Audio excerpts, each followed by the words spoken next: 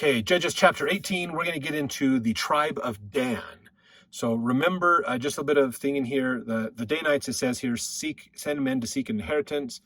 They take Micah's images and priests, burn the city of Laish and set up idolatry. So here's the thing is they go up and the Danites, remember the tribe of Dan, as we learned in previous chapters, they did not get their inheritance. If you remember, they crowded into Judah, the northern end of Judah's inheritance, because they never were successful at kicking the people out that were there. Probably because God wasn't with the tribe of Dan as they tried to kick him out. And they probably put up and tolerated the people that were there more when they shouldn't have. So the Danites are still trying to seek an inheritance. They're unsettled, basically. And so they're trying to find an inheritance, and they're going to try to get one to in this chapter. So verse 1, in those days there was no king in Israel, and in those days the tribe of the Danites sought them an inheritance to dwell in.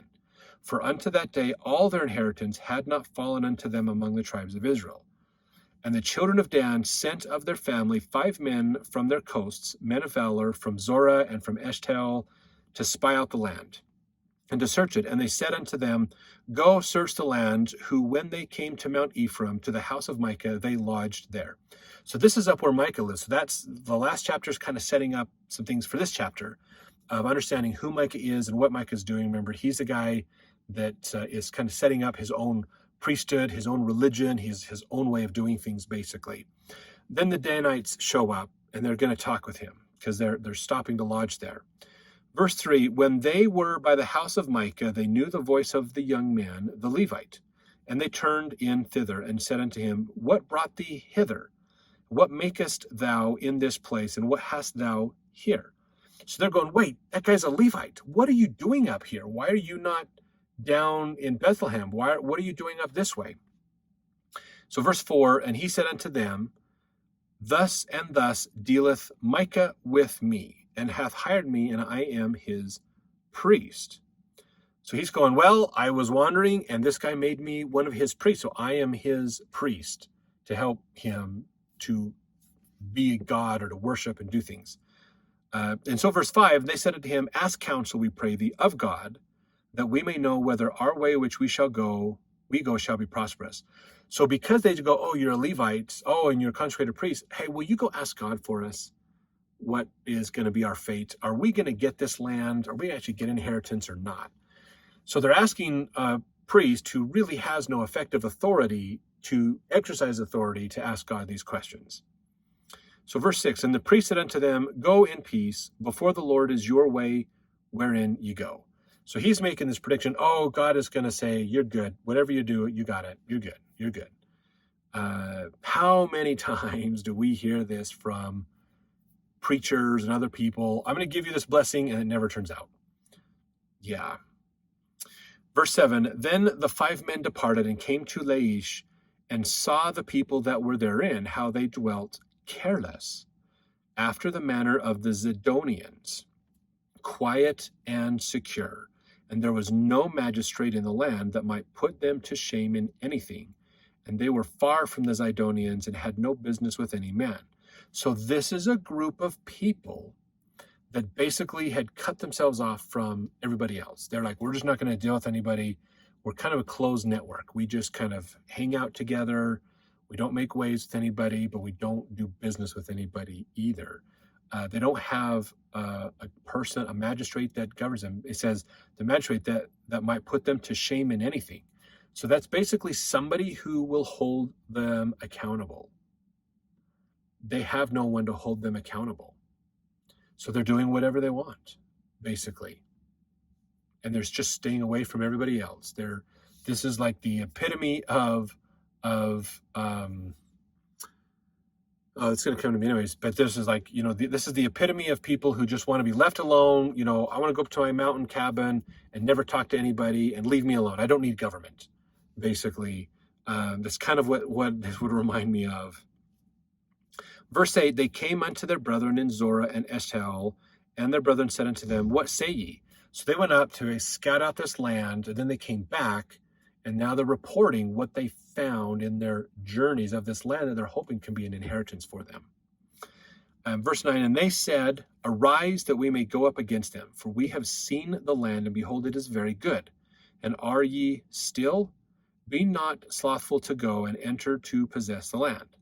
When ye go, ye shall come unto a people secure, and to a large land, for God hath given it into your hands, a place where there is no want of anything that is in the earth.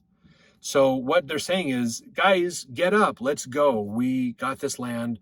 We talked to a priest. He told us that God's going to give us this land. It's going to work out great. There is a group of people there, but we'll be able to take them out. We're going to handle this and get rid of them. So they're going to do this. So verse 11, there went from thence of the family of the Danites out of Zor and out of Eshtaol 600 men appointed with weapons of war. So they're going to go up and they're going to conquer the land and take it, and then the women and children and everybody else is going to follow afterwards, basically. Verse 12, they went up and pitched in Kirjath Jearim in Judah, wherefore they called that place Mahanadan unto this day. Behold, it is behind Kirjath Jearim. So that's kind of giving you locations. They passed thence unto Mount Ephraim and came into the house of Micah. So this is that 600 men. They're going up now. They're up on Mount Ephraim. They're over by Micah. Verse 14, then answered the 5 men that went to spy out the country of Laish, and said unto the brethren, do ye know that there is in these houses an ephod and a teraphim and a graven image and a molten image? Now therefore consider what ye have to do. And they turned thitherward and came to the house of the young man, the Levite, even unto the house of Micah, and saluted him. And the 600 men appointed with their weapons of war, which were of the children of Dan, stood by the entering of the gate. So there's a good chance that the tabernacle has gone into ruin. They don't follow the ordinances, the sacrifices. The Levites are that's probably why this young man left, is because there's no work for him. Because the tabernacle isn't really there much. They're not using it properly. He's kind of out of a job. So he's looking for, what can I do? And he went out and found Micah, and now he's got a job as a priest, basically. So he gets to be a priest and make money at the same time, which is to him probably like, oh, this is like a double benefit, So they show up. And they're like, look, there's a priest here. There's actual priest. There's religion. He's got idols to worship. This is a good setup. So they're coming in going, yay, this is a good thing. We like this. Verse 17, the 5 men that went out to spy out the land went up and came thither and took the graven image and the ephod and the teraphim and the molten image. And the priest stood in the entering of the gate with the 600 men that were appointed with weapons of war.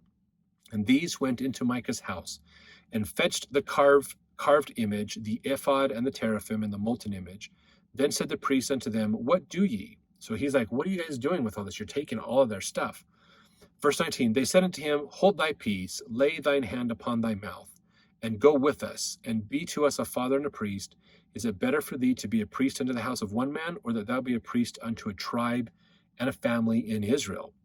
So they went in, basically, they took all of Micah's stuff, all the things that gave him that appearance of power and authority. They took it all from Micah. And the priest is like, what are you guys doing? And they're like, dude, you're the priest of one man. Why don't you come be a priest with us, where you can be a priest over a house of Israel?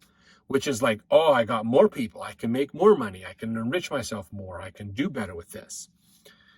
So verse 20, the priest's heart was glad, and he took the ephod and the teraphim and the graven image and went in the midst of the people. So they turned and departed and put the little ones and the cattle and the carriage before them. So they brought him in. They got this guy. They basically raided Micah's stuff, and now they're going to use it to build their own religion and their own power and authority. Okay, this is a big misnomer we hear all the time. It's all about power and authority over others. It's not. Okay, that's not what the priesthood's about. The priesthood is not power and authority over others. It's about service and loving other people. That's important. Very, very important. Verse 22, and when they were a good way from the house of Micah, the men that were in the houses near to Micah's house were gathered together and overtook the children of Dan. And they cried unto the children of Dan, and they turned their faces and said unto Micah, what aileth thee that thou comest with such a company? So they're like, there's a problem here. Why are these guys doing this? What's going on? Verse 24, and he said, ye have taken away my gods which I made, and the priest, and ye are gone away. What have I more? And what is this that ye say unto me which aileth thee? because they're like, what's wrong, Micah? What's going on? Why are you not stopping this? And he's like, what are you talking about? These guys have stolen all my stuff from me. Why are you guys doing this? Verse 25, and the children of Dan said unto him, let not thy voice be heard among us, lest angry fellows run upon thee, and thou lose thy life with the lives of thy household. So they threatened Micah. They said, shut up, basically, or we will kill all of you. Leave us alone. And verse 26, the children of Dan went their way, and when Micah saw that they were too strong for him, he turned and went back unto his house.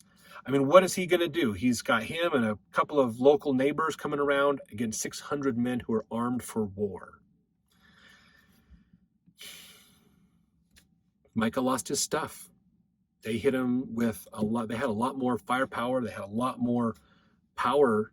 He's like, okay, I can try to fight these guys, but I'm probably going to lose my life in it. So I guess I'm out. I'm going to keep my life, but I'm going to lose all my power and authority, my stuff, basically. It's probably a bad thing for Micah, but that's, what do you do against an overwhelming odds like that? Verse 27, and they took the things which Micah had made, and the priest which he had, and came unto Laish, unto a people that were at quiet and secure.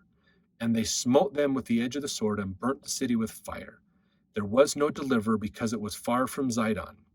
So they could have been like relatives of the Zidonians, but they were far from them. They kind of went out to be on their own. They said, basically, we're going to be a closed economic system. We're going to trade amongst ourselves and not deal with the outside world. And what happened? The outside world destroyed them, basically. Let's see. And they had no business with any man, and it was in the valley that lieth by Beth Rehob, and they built a city and dwelt therein. So they burned their city to the ground. They destroyed these people, and then they rebuilt their own city on top of it so the Danites could have a place to live, this tribe of Dan. Verse 29, they called the name of the city Dan, after the name of Dan their father, who was born unto Israel. Howbeit the name of the city was Laish at the first. And the children of Dan set up the graven image, and Jonathan the son of Gershom, the son of Manasseh, he and his sons were priests to the tribe of Dan until the day of the captivity of the land. So now they've got these Manasseites who are part of this, and they've come up with them to be the priests and to help put that power and authority perspective into the government to make it look like they were legit.